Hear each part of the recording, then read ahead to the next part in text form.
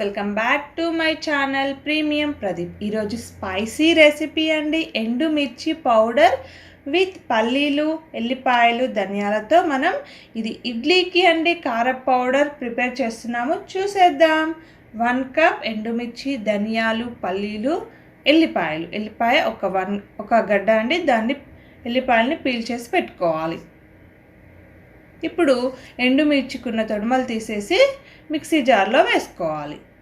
ఇది చాలా బాగుంటుందండి, చాలా స్పైసీగా ఉంటుంది. మన నోరు టేస్ట్ బాగాలేనప్పుడు ఇలా కార పౌడర్ ప్రిపేర్ చేసి పెట్టుకోండి. వేడివేడి అన్నంలోకి ఇలా కార పౌడర్ వేసుకొని నెయ్యి వేసుకొని తింటే చాలా బాగుంటుందండి టేస్ట్. ఇప్పుడు ఎల్లిపాయలు,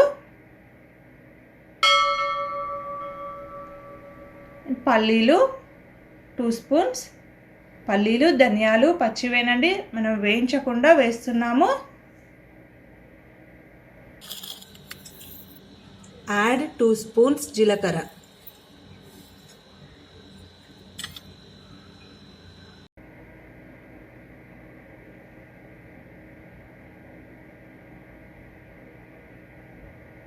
ఎస్పెషల్లీ డెలివరీ అయిన వారికండి ఈ కార పౌడర్తో ఇడ్లీ చాలా బాగుంటుంది అండ్ చాలా హెల్దీ కూడా.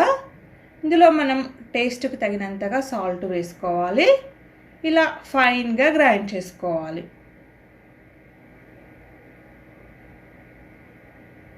ఇందులో క్రిస్పీగా మనకు చిల్లీ ఫ్లేక్స్ తగులుతూ ఉంటాయి. చాలా బాగుంటుంది కార పౌడర్. ఒక ప్యాన్ పెట్టుకొని అందులో ఒక 2 స్పూన్స్ ఆయిల్ వేయాలి.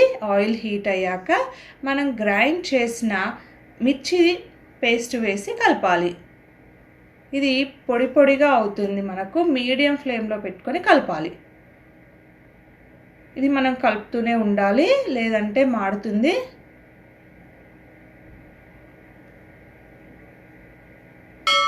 ఇప్పుడు ఇలా పొడి పొడిగా అయ్యాక ఒక నిమ్మకాయ రసం వేయాలి.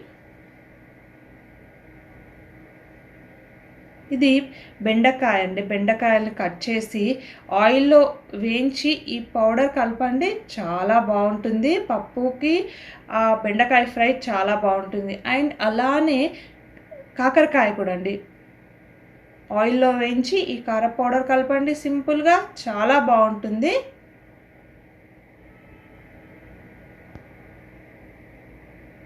ఇంతేనండి, చాలా సింపుల్గా మనం ఇంట్లో ఇలా ఇడ్లీ కార పౌడర్ ప్రిపేర్ చేసుకోవచ్చు.